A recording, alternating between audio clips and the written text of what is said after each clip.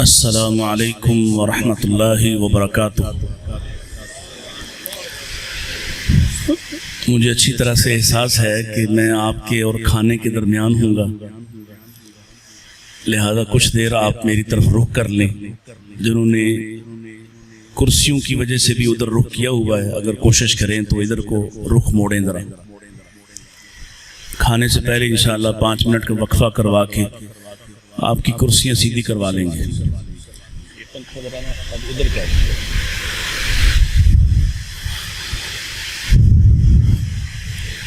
الحمدللہ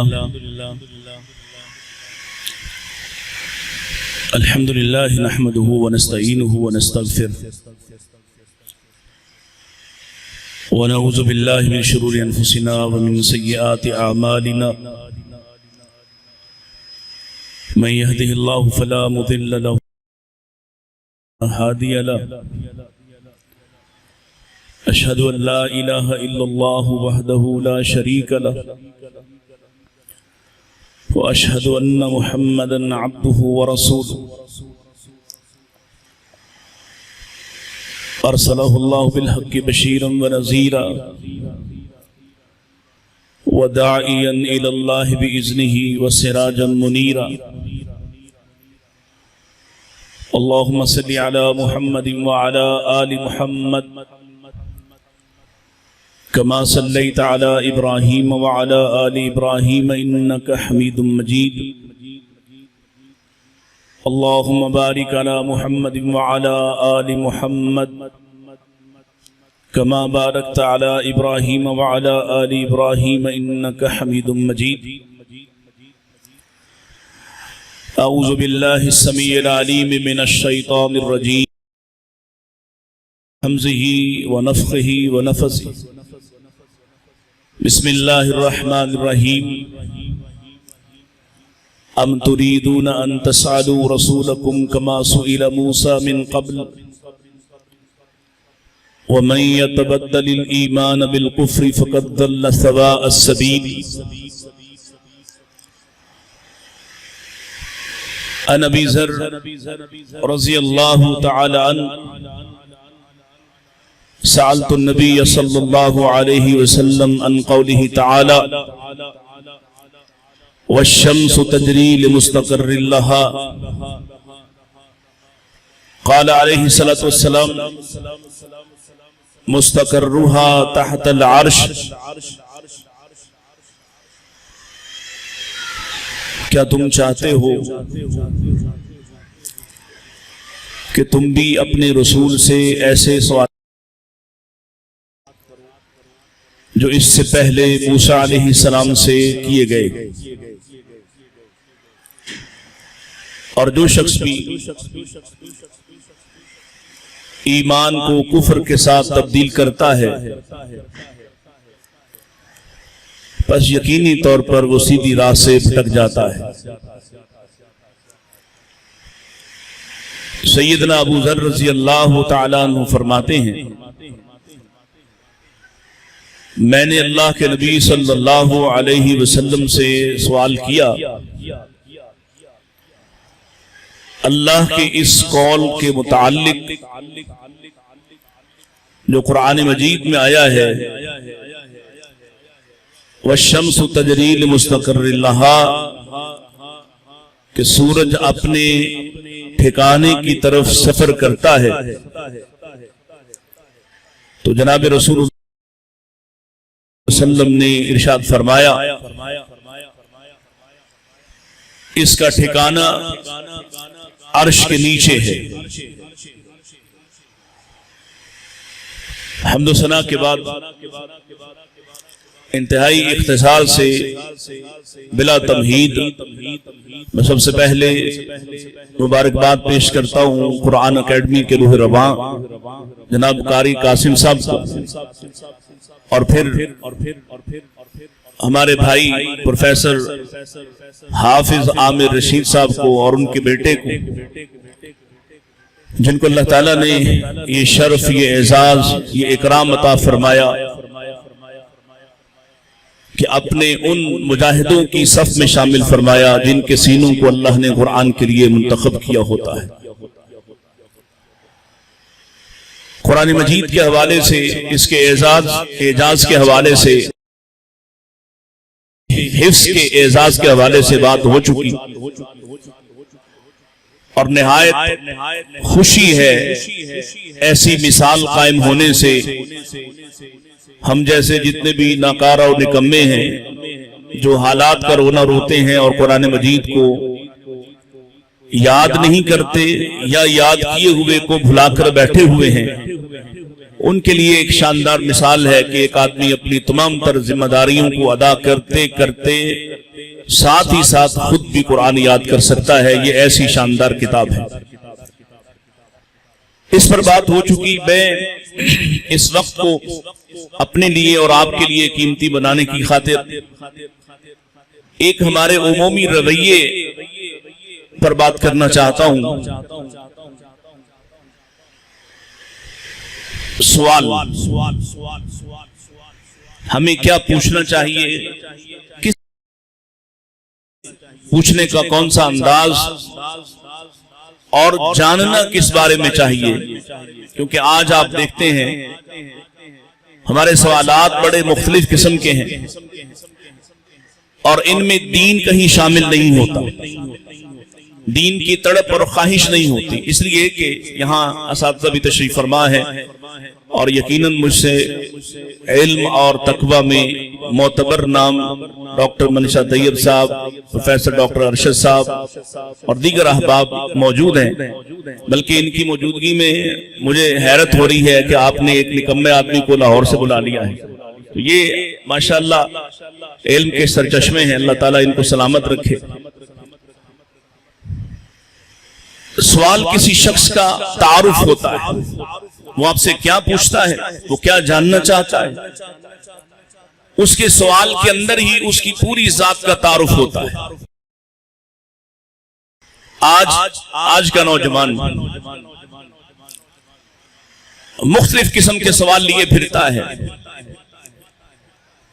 ایسے سوالات جن کا اس کے دین سے کوئی تعلق نہیں، یا ایسے سوالات جو گزری ہوئی شخصیات سے متعلق ہیں، ان کے معاملات سے متعلق ہیں، ان کو لے کر تبصرہ در تبصرہ کرتا ہے۔ مثلا جو لوگ گزر چکے ہیں صحابہ کرام میں سے،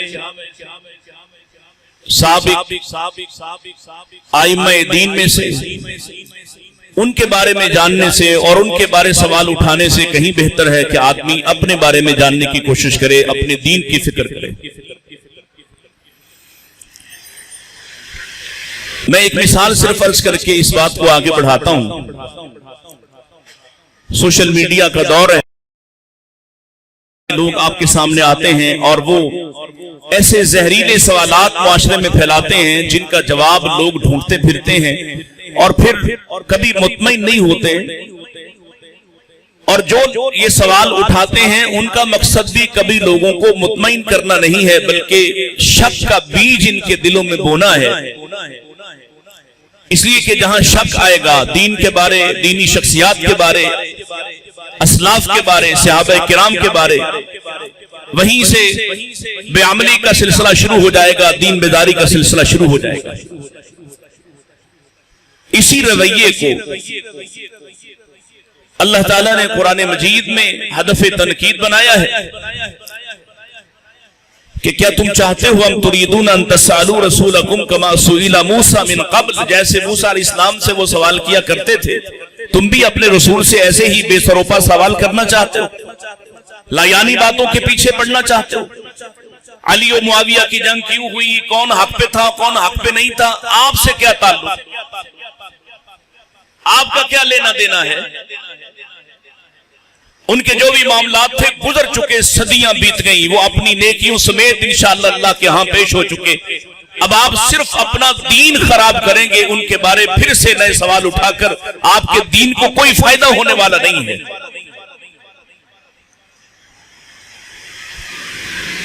آپ کو فائدہ کون سی چیز دے سکتی ہے جو آپ نہیں جانتے؟ فَاسْأَلُوا أَهْلَ الذِّكْرِ، وہ آپ اہل علم سے پوچھئے۔ خود کو صحیح طور پر غسل کرنا نہ آتا ہو، لیکن سیدنا علی و معاویہ رضی اللہ عنہما پر تبصرے کرنے کے لیے اس کی زبان آزاد ہے۔ خود کو دین کی کچھ سمجھ نہیں ہے، نہیں جانتا کہ دین کا آغاز کیسے کرنا ہے، اختتام کیسے ہوگا، حلال کیا ہوتا ہے، حرام کیا ہوتا ہے۔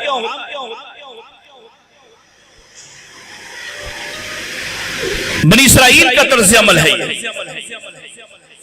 یا اس لیے سوال در سوال کرنا کہ عمل نہ کیا جائے۔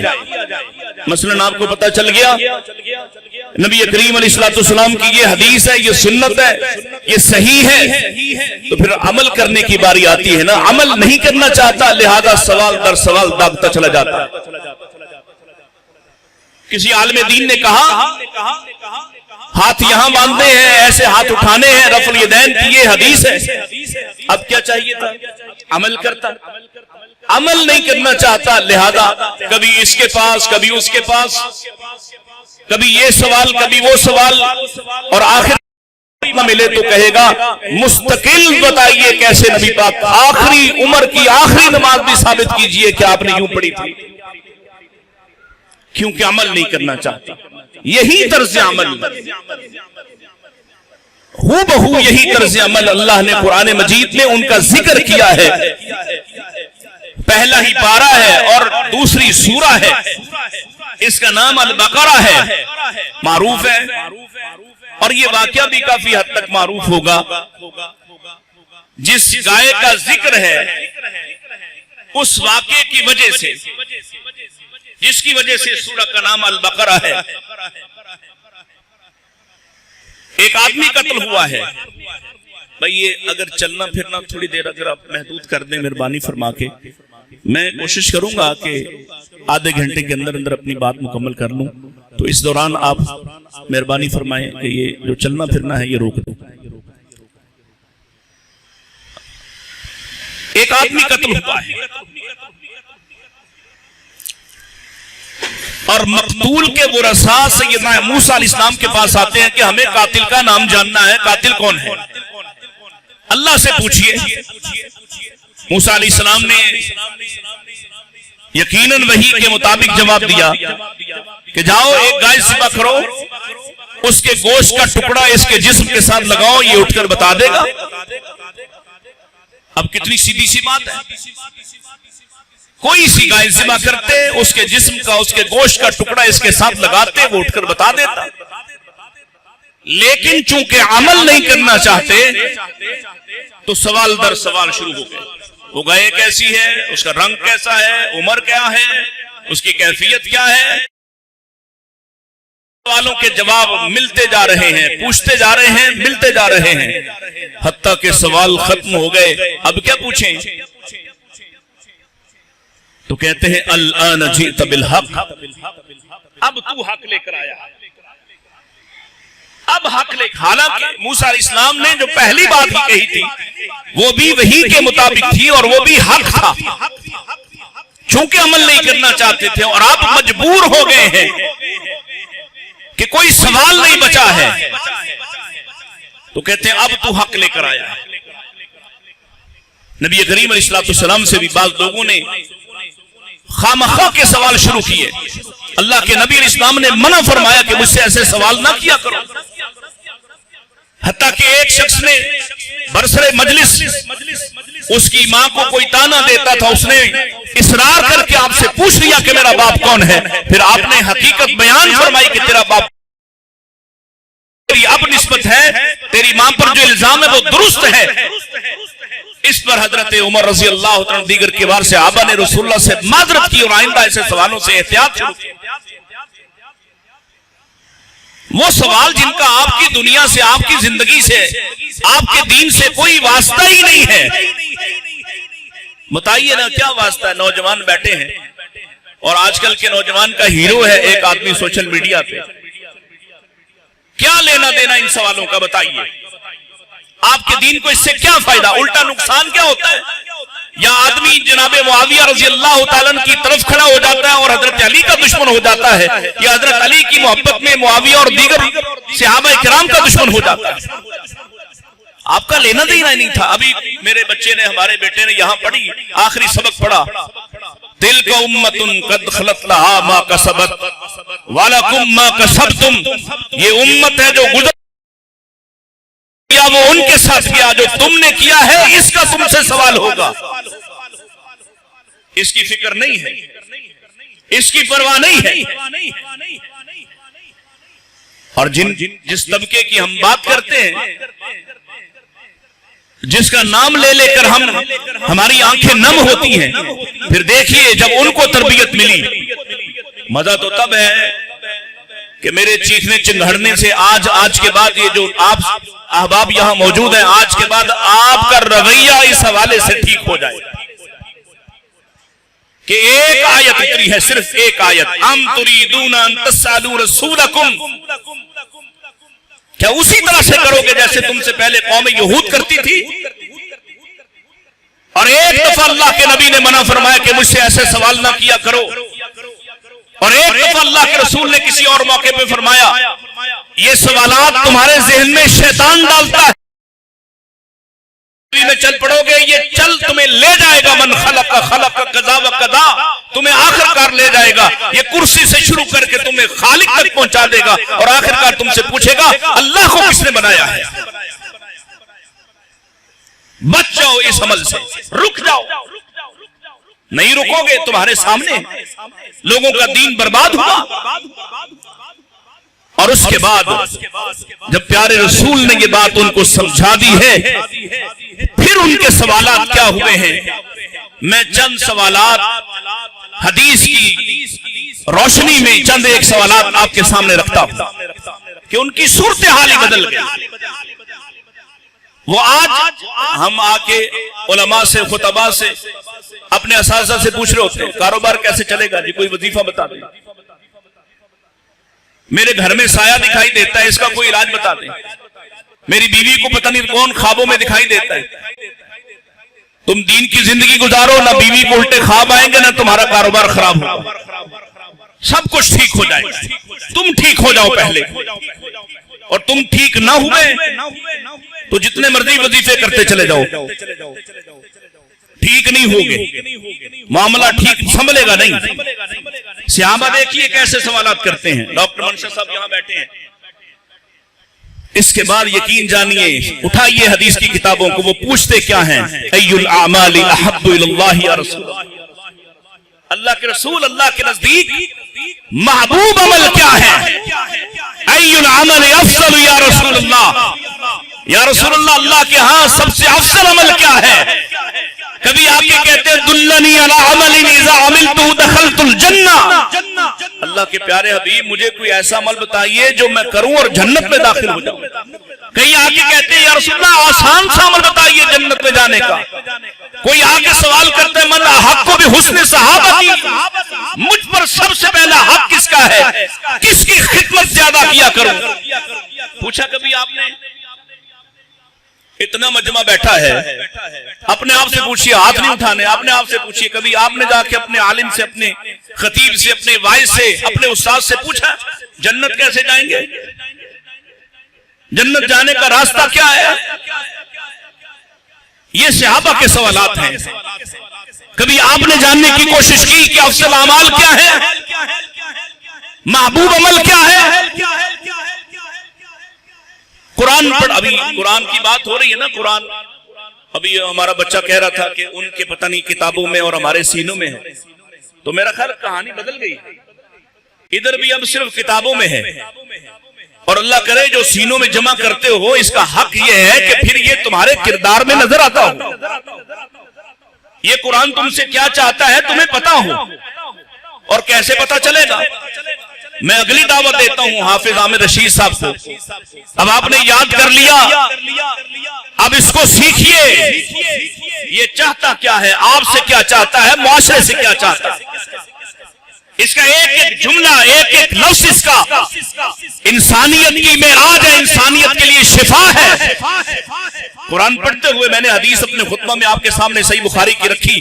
سیدنا ابو ذر رضی اللہ تعالیٰ کہتے ہیں میں نے اللہ کے نبی سے سوال کیا.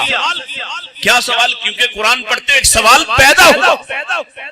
اب اب قرآن پڑھتے سوال تب پیدا ہوگا جب قرآن کو غور سے پڑھے گا، اور اگر رٹا رٹایا دہرانا ہے، عمل اس کے سوا ہے، یہ اجر تو ملے گا، یاد بھی کر لیا، تلاوت میں بھی کام آئے گا، نمازوں میں بھی کام آئے گا، لیکن اصل میں کام تب آئے گا جب اس پر غور و فکر شروع ہو۔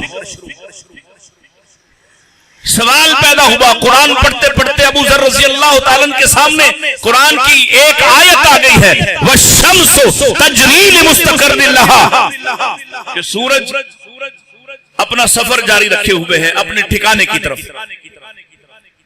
اب سوال ہے یہاں پہ کوئی بتائیے اس کا ٹھکانہ کیا ہے، کہاں جاتا سورج؟ آج کی سائنس کہتی ہے کہ یہ تو مسلسل ایک ہی جگہ پہ موجود ہے اور زمین چکر کاٹ رہی ہے، قرآن کہہ رہا ہے یہ سفر کر رہا ہے۔ اور ابو ذر رضی اللہ تعالیٰ اپنا سوال اٹھا کر محمد رسول اللہ صلی اللہ علیہ وسلم کے پاس آ گئے، آقا بتائیے یہ کہاں جاتا ہے، اس کا سفر کس طرف ہے، اس کا ٹھکانہ کیا ہے؟ اور پاک پیغمبر علیہ السلام نے آسان سا مختصر سا جواب دیا، فرمایا مستقرها تحت العرش، یہ عرش کے نیچے جاتا ہے، اس کا ٹھکانہ بولیے عرش ہے، یہ عرش کے نیچے جاتا ہے، مستقرها تحت العرش۔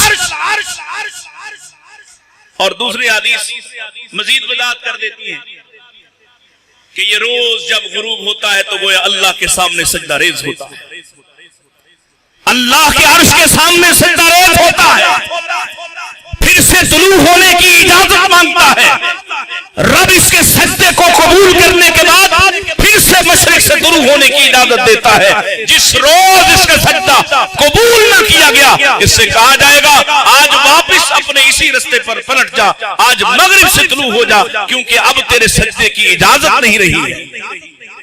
وہ دن دنیا کا آخری دن ہوگا۔ اب یہ قرآن ہے، کرو اس پہ تحقیق، مولوی کو تانا دینے والوں ذرا تحقیق کرو، چاند پہ اپنے مشن کو بھیجنے والوں ذرا کرو تحقیق، دنیا کہیں نہیں جا رہی، یہ سورج کہیں جاتا ہے، اس کا کوئی ٹھکانہ ہے، محمد کے فرمان سے ڈھونڈو اس کو۔ اب ایسا تب ہوگا جب آپ یہ مزاج اختیار کریں گے کہ آپ کی ضرورت کیا ہے، آپ کو کون سا سوال کرنا چاہیے تھا۔ اللہ نے یہ دنیا چاند پہ جانے کی ضرورت نہ تھی، اگر وہ قابل رہائش ہوتا تو اللہ تمہیں وہیں آباد کرتا، یہ وسائل خرچ کرنے کی ضرورت نہ تھی، تمہیں دنیا دی ہے، زمین دی ہے، تمہارا وجود اس دنیا میں رہنے والا ہے، بس اس سے آگے کہیں جاؤ گے اس کے لیے تمہارا یہ وجود تمہارا ساتھ نہیں دے گا۔ اللہ نے یہ بات محمد رسول اللہ کے ذریعے تمہیں سمجھائی ہے، تمہیں سمجھ نہیں آ رہی، تم اربوں روپیہ کافروں کے پیچھے پیچھے تم بھی ضائع کر رہے ہو کہ کوئی اور دنیا ڈھونڈے، کیا کرو گے؟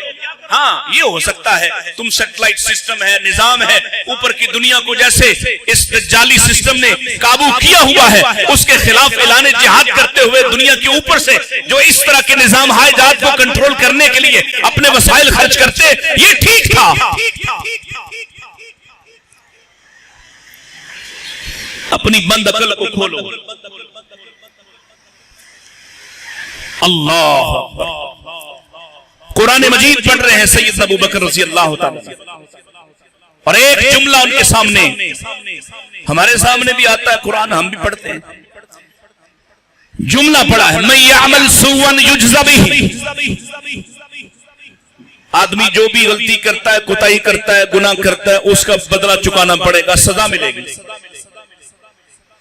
اب سیدنا ابو بکر ہیں رضی اللہ تعالی، جنتی ابو بکر، رفیق سفر ہیں رسول اللہ کے، رفیق دنیا، رفیق اخری، لیکن تڑپ گئے، پریشان ہو گئے اور روتے ہوئے نبی پاک کے پاس آئے، یا رسول اللہ قرآن یہ کہہ رہا ہے من یعمل سوءا یجز بہ، آدمی جو بھی خطا کرے گا اس کا بدلہ چکانا پڑے گا، سزا ملے گی۔ اینا من لا یظلم نفسہ، کون ہے ہم میں سے جو اپنی جان پر کوئی نہ کوئی غلطی کوتاہی سے ظلم نہیں کرتا ہے؟ کیا ہم بچ نہیں پائیں گے؟ اللہ کے رسول اسلام نے اپنے دوست کو دیکھا کہ وہ قرآن مجید کی ایک آیت سے پریشان ہو گئے ہیں، سوال کر رہے ہیں. آپ نے ان سے 3 سوال جواباً کر لیے. آپ نے پوچھا اے ابو بکر الست تمرض الست تحزن الست تصیبک، کبھی غم آیا ہے، کبھی مصیبت آئی ہے، کوئی پریشانی بیماری آئی ہے؟ جی ہاں، بیماری بھی آتی ہے، غم بھی آتا ہے، مصیبت بھی آتی ہے. کیا کرتے ہو؟ عرض کی اللہ کے رسول صبر کرتا ہوں. فرمایا پر جب تم صبر کر لیتے ہو نا ان چھوٹی چھوٹی چیزوں پر، تو وہ جو چھوٹے چھوٹے گناہ انسان سے غلطی سے سہون ہو جاتے ہیں معمول کے مطابق، اللہ کبھی بیماری سے اس کو معاف کرتا ہے، کبھی مصیبت سے معاف کرتا ہے، کبھی غم سے معاف کرتا ہے. پوچھا تو پتا چلا نا. صحابہ کے سوال. اپنی زندگی بدلیے. سیدنا معاذ بن جبل رضی اللہ عنہ کہتے ہیں، کہیے ذرا رضی اللہ تعالیٰ عنہ، بلند آواز سے کہیے. ابھی 15 منٹ ہیں آپ کے کھانے میں. معاذ رضی اللہ، جانتے ہیں معاذ کون ہے؟ معاذ وہ صحابی ہیں، یقین جانیے نبی پاک کو ان سے عجیب ہی محبت ہے. اللہ کے رسول کبھی کہتے ہیں اے معاذ، معاذ لبیک و سعدیک یا رسول. پھر تھوڑی دیر گزرتی اے معاذ لبیک و سعدیک یا رسول. اے معاذ، اللہ، اے معاذ میں تمہیں کچھ بات نہ بتاؤں؟ نبی پاک کی کیا عجیب محبت ہے. کبھی معاذ کو سفر پہ روانہ کر رہے ہیں، خود زمین پہ چل رہے ہیں، اس کو سواری پہ بٹھایا ہوا ہے. وہ کہہ رہے ہیں اللہ کے رسول میں نیچے اترتا ہوں. نہیں نہیں تم ایسے ہی رہو. کہیں معاذ کا ہاتھ پکڑا ہوا ہے، اے معاذ میں تمہیں ایک بات نہ بتاؤں؟ مختلف احادیث ہیں. اور ایک موقع تو ایسا بھی عظیم آیا ہے معاذ کی زندگی میں، جب اللہ کے نبی نے معاذ کا ہاتھ تھاما ہوا اور فرمایا معاذ اللہ کی قسم میں تم سے محبت کرتا ہوں. جس نبی اور رسول سے ساری کائنات کے تمام ایمان والوں کو تب ایمان کا سرٹیفکیٹ ملتا جب تک وہ نبی پاک سے غیر مشروط محبت نہ کرے. وہ نبی معاذ سے کہہ رہے ہیں معاذ اللہ کی قسم میں تم سے محبت کرتا ہوں. وہ معاذ کہتے ہیں میں اللہ کے نبی علیہ السلام کے پاس تھا کہ ایک آدمی آیا اور آ کے کہنے لگا اللہ کے رسول دلنی علی عمل اذا عملته دخلت الجنہ، ایسا کوئی عمل بیان کیجئے جس کو میں کروں اور جنت میں داخل ہو جاؤں. توجہ ہے آپ کی؟ ایسا کوئی عمل بتائیے. اللہ اکبر. اور نبی کریم الاسلام نے ارشاد فرمایا لا تشرک باللہ شیئا. جنت جانا ہے نا؟ کیوں بھائی؟ ہاتھ اٹھائے ہیں جنہوں نے جانا ہے، سارے جانے والے ہیں انشاءاللہ. لا تشرک باللہ شیئا، اللہ کے ساتھ شریک نہ کرنا کسی طریقے بہانے سے، تعویذ گنڈے سے. کیوں بھائی؟ اب یہ کام اہل حدیثوں میں بھی شروع ہو گیا ہے. اور کہتے ہیں لٹکا نہیں رہے، وہ اللہ کا تمیمہ آیا ہے، لٹکا نہیں رہے، باندھ لیں. باندھتے بھی نہیں، جیب میں والٹ میں ڈال لیتے ہیں تعویذ. اللہ لا تشرک باللہ شیئا، اللہ کے ساتھ کسی طرح کا شرک نہ کرنا. پھر مزید فرمایا وَإِن قُتِلْتَ أَوْ حُرِّقْتَ، اگر تیرے ٹکڑے ٹکڑے بھی کر دیے جائیں، اگر تجھے زندہ جلا بھی دیا جائے تب بھی اللہ کے ساتھ کسی کو شریک. یہ ہے جنت جانے کا راستہ. دوسری بات ارشاد فرمائی، اور یہ نوجوانوں کے لیے توجہ فرمائیے. وہ نوجوان جو کامیاب ہو جاتے ہیں مالی طور پر، اطیع والدیک، یہ اسی سوال کے جواب دوسرا حصہ. اطیع والدیک، اپنے والدین کی اطاعت کرنا. کہاں تک؟ جب تک وہ تمہاری بات مانتے رہیں، یا جب تک وہ تم پر خرچ کرتے رہیں. نہیں وَإِنْ أَخْرَجَاكَ مِن مَالِكَ، اگر وہ تجھے تیرے مال سے بے دخل کر دیں، پھر پتہ چلتا ہے والدین کی محبت و اطاعت کا. وَإِنْ أَخْرَجَاكَ مِنْ مَالِكَ وَإِنْ أَخْرَجَاكَ مِنْ. گھر تیرا تھا تو نے بنایا، دکان تیری تھی، مکان تو نے بنایا، ابا جی آئے، اماں جی آئیں، بیٹے چل چھوٹے بھائی کو دے دے، تو کمانے والا ہے، تیرا تو سلسلہ ٹھیک ہے، اس کے پاس نہیں ہے، تو اس کو دے دے، تو باہر نکل جا. اب پتہ چلے گا خوشی خوشی نکلتا ہے کہ نہیں نکلتا. اب کہے گا میں تو تمہارے ساتھ جب یہ بہت چھوٹے تھے میں تمہارے ساتھ دکان پہ تھا، ان کو میرے برابر کیسے کر دیا. باپ 1000 منتیں کرے کہ نہیں ان کو بھی برابر کر دو، نہیں مانتا، پھر گز بھر لمبی زبان سے باپ کے شکوے کرتا ہے. اطیع والدیک، والدین کی اطاعت کرنا. والدین کی اطاعت صرف ایک جگہ پہ جا کے ثابت ہوگی، جب وہ اللہ کے ساتھ شریک ٹھہرائیں گے کسی کو، پھر بات نہیں مانی جائے گی. وَصَاحِبْهُمَا فِي الدُّنْيَا مَعْرُوفًا، لیکن دنیا کے تمام معاملات میں ہمیشہ ان کے ساتھ نرمی سے پیش آیا جائے.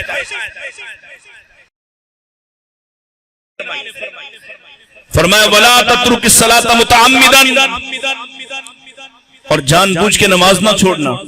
جنت جانا چاہتے ہو جان بوجھ کر نماز نہ چھوڑنا، اس لیے کہ من ترک الصلاۃ متعمدا فقد بریئت منہ ذمۃ اللہ.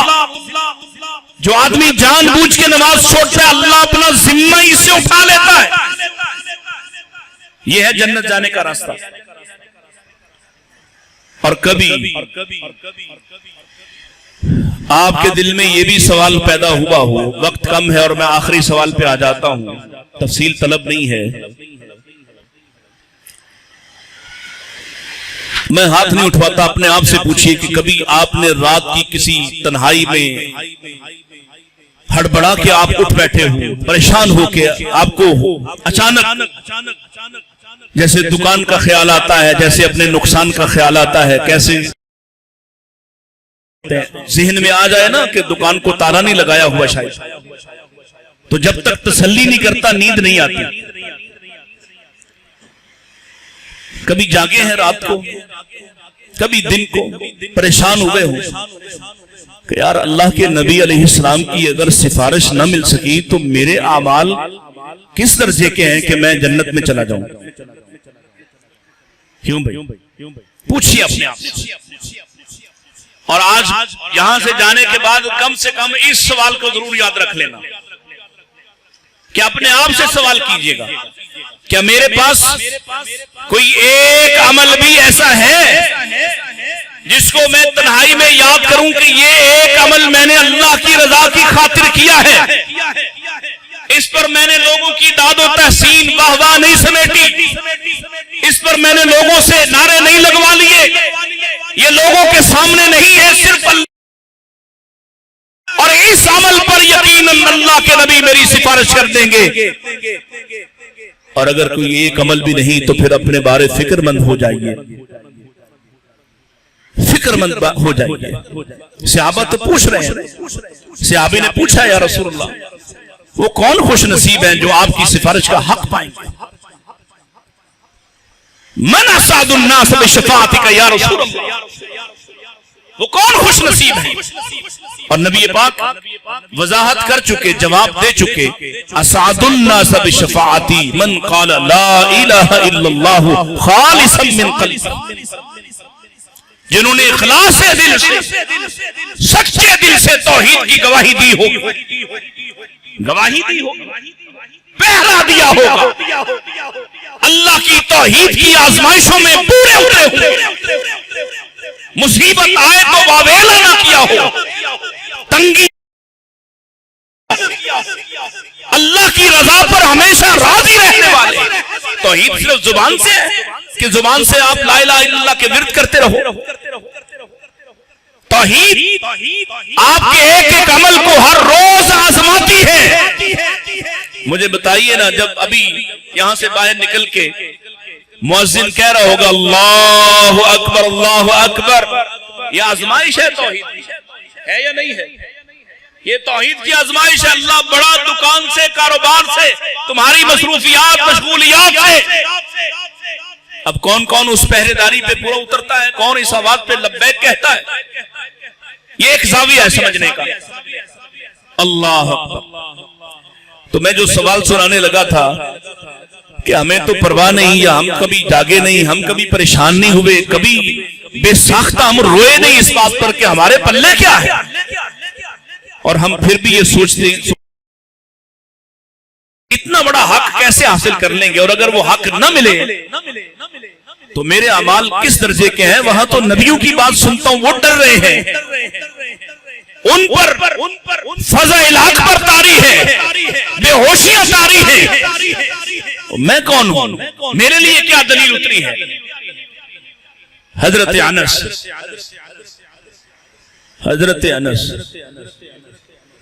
انس بن مالک، کہیے ذرا ادھر سے تو آواز آ رہی ہے، ادھر سے بھی آ جائے. رضی اللہ تعالی. انس کون ہے؟ نبی پاک کے صحابی ہیں، صحابی ہونے کی وجہ سے انشاءاللہ جنتی ہیں. انس کون ہے؟ 10 سال نبی کی خدمت کرنے والے خادم ہیں. 10 سال رسول اللہ کے ساتھ تو ایک لمحہ ایمان کا مل جائے نا. تو امام احمد ابن حنبل فرماتے ہیں صحابی کا صرف ایک عمل حال اللہ کے چہرے کو دیکھ لینا، یہ اتنا بڑا عمل ہے کہ اس کے بعد تابعین کے کل اعمال ملا کر بھی صحابی کے اس عمل کے برابر نہیں ہوتے. اتنا بڑا عمل. اور جس نے 10 سال رسول اللہ کی خدمت کی ہو، اور جس کے سر پہ ہاتھ رکھ کے نبی نے برکت کی دعائیں کی، اور جس کے چہرے کو دونوں ہاتھوں میں لے کے کئی دفعہ کہا ہو تمہیں کسی اور کام بھیجا تھا، تم یہاں کھڑے ہو گئے. محبت کے انداز تو دیکھیے، چہرے پہ ہاتھ رکھ کے نبی پاک کہہ رہے ہیں انس تمہیں کسی کام بھیجا تھا، تم یہاں کھیل دیکھ رہے ہو. کیا محبت، جس کو 10 سال کی خدمت پر کبھی ڈانٹا نہ ہو. اور نبی پاک فرماتے ہیں میری ایک حدیث سن کر، ابھی قرآن یاد کیا نا ہمارے بھائیوں نے، ایک حدیث سن کر کے سینے میں جگہ دینے والا اور اپنی زبان سے اس کا ابلاغ کرنے والا، دوسروں تک پہنچانے والا، اس کے لیے رسول اللہ نے دعا فرمائی نضر اللہ، اللہ اس کے چہرے کو شاداب کر دے، گویا جہنم سے دور کر دے، سرسبز کر دے. ایک حدیث. اور انس کتنی روایت ہے ڈاکٹر صاحب؟